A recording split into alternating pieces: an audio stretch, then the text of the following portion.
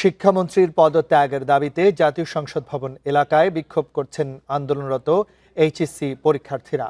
এ নিয়ে বিস্তারিত জানাতে রাজধানীর সংসদ ভবন এলাকা থেকে যুক্ত হচ্ছেন সহকর্মী ইমরান হাসান। ইমরান, আমাদেরকে একটু বিস্তারিত জানাবেন। শিক্ষার্থীরা তো আজকে দুপুরের পর থেকে আসলে বিক্ষোভ করছেন, আসলে তাদের দাবিগুলো কি, আর তাদের দাবির পরিপ্রেক্ষিতে আসলে সরকারের পক্ষ থেকে বা মন্ত্রী মহোদয়ের পক্ষ থেকে কোনো কিছু জানতে পেরেছেন কিনা? যে শিক্ষার্থীরা যেমনটি জানিয়েছে, আজকে সন্ধ্যা 6টা নাগাদ পর্যন্ত তারা কিন্তু শিক্ষামন্ত্রীর পদত্যাগের দাবিতে রাস্তাঘাটে সড়ক অবরোধ সহ রাজধানীর বিভিন্ন জায়গায় অবরোধ করেছে এবং সর্বশেষ আজকে সায়েন্স ল্যাব মোড় থেকে তারা একসাথে দলবদ্ধভাবে জাতীয় সংসদ ভবনের ঢোকার যে মেইন গেটটি রয়েছে সেইখানে কিন্তু অবস্থান করছে এবং শিক্ষার্থীরা জড়ো হয়ে একই সাথে এখানে এসে বিভিন্ন ধরনের স্লোগান দিচ্ছে। এবং একই সঙ্গে বলে রাখতে চাই যে এই যে সকল বিভিন্ন কলেজের যে সকল এইচএসসি পরীক্ষার্থী রয়েছে তারা আজকে সারাদিন সকাল থেকে রাজধানীর বিভিন্ন পয়েন্টে কিন্তু তাদের পরীক্ষা 13 তারিখে যে পরীক্ষাটি হয়েছিল সেটি একটি দুটি সৃজনশীল প্রশ্ন ভুল পরীক্ষা হওয়ার কারণে সেটি পুনরায় নেওয়ার জন্য দাবি জানাচ্ছে। এবং আরেকটি যে মেইন দাবি সেটা হচ্ছে একটাই দাবি জানাচ্ছে যে শিক্ষামন্ত্রী এহসানুল হক মিলনের পদত্যাগের দাবিতে। এবং আজকে যে সকল শিক্ষার্থীরা এখন পর্যন্ত সায়েন্স ল্যাবে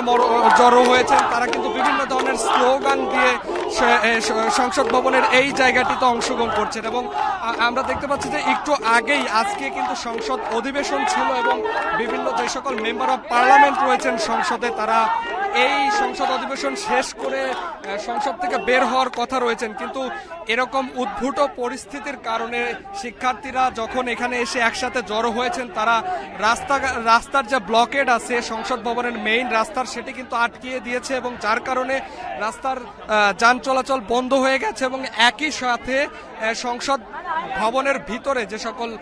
মেম্বার অফ পার্লামেন্ট রয়েছেন তারা কিন্তু এখন সংসদ অধিবেশন শেষ করে বেরোতে পারছেন। এবং আমরা দেখতে পাচ্ছি যে শিক্ষার্থীরা রাস্তার যে পাশে অংশগ্রহণ করছেন তার অপর পাশেই কিন্তু পুলিশ মোতায়েন করা হয়েছে এবং যথেষ্ট পুলিশ কিন্তু এখানে রয়েছেন এবং পুলিশরা শিক্ষার্থীদের বোঝানোর চেষ্টা করছেন, তাদেরকে সরিয়ে দেওয়ার চেষ্টা করছেন, কিন্তু শিক্ষার্থীরা কোনোভাবেই সরতে নারাজ। যেহেতু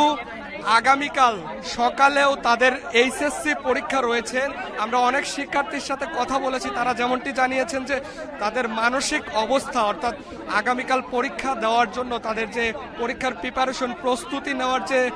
চিন্তাভাবনা সেটি এখন পর্যন্ত কাজ করছে না। তারা একটি সমাধান নিয়েই কিন্তু এই রাজপথ থেকে চলে যাবেন এমনটি জানাচ্ছেন এবং যার কারণে তারা একসঙ্গে সংঘবদ্ধভাবে জাতীয় সংসদ ভবনের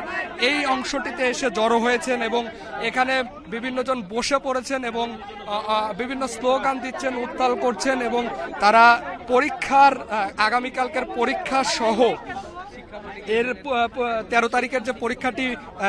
ভুল প্রশ্নপত্রে দিয়েছেন সেটি পুনরায় নেওয়ার দাবি জানিয়েছেন এবং বারবার একটি কথা জানাচ্ছেন যে শিক্ষামন্ত্রী তাদেরকে নিয়ে যে উপহাসমূলক কথা বলেছেন সেই জিনিসটির কারণে তারা শিক্ষামন্ত্রীর পদত্যাগের দাবি জানাচ্ছেন এবং যার ফলে শিক্ষার্থীরা একসঙ্গে জড়ো হয়ে সংসদ ভবনের এই অংশে আন্দোলন চলমান রেখেছেন।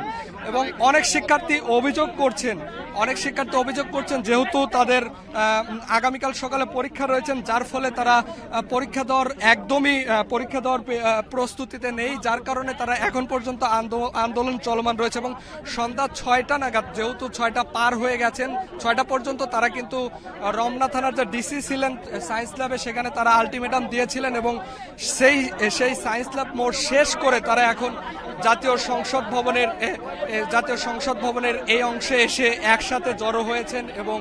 আন্দোলন কিন্তু তাদের দাবি সহ তাদের এই আন্দোলন চলমান রেখেছেন। এবং আমরা দেখতে পাচ্ছি যে তাদের এই আন্দোলনটি ঘিরে এখানে পুলিশও অবস্থান করছেন, শিক্ষার্থীরা রাস্তায় অবস্থান করছেন। তো সংসদ ভবনের এই সংবাদ সংগ্রহ করতে থাকুন, আমরা পরবর্তীতে আপনার সঙ্গে আবারও যুক্ত হচ্ছি। রাজধানীর জাতীয় সংসদ ভবন এলাকা থেকে এইচএসসি পরীক্ষার্থীদের বিক্ষোভ পরিস্থিতি নিয়ে সর্বশেষ তথ্য জানাচ্ছিলেন সহকর্মী ইমরান হাসান।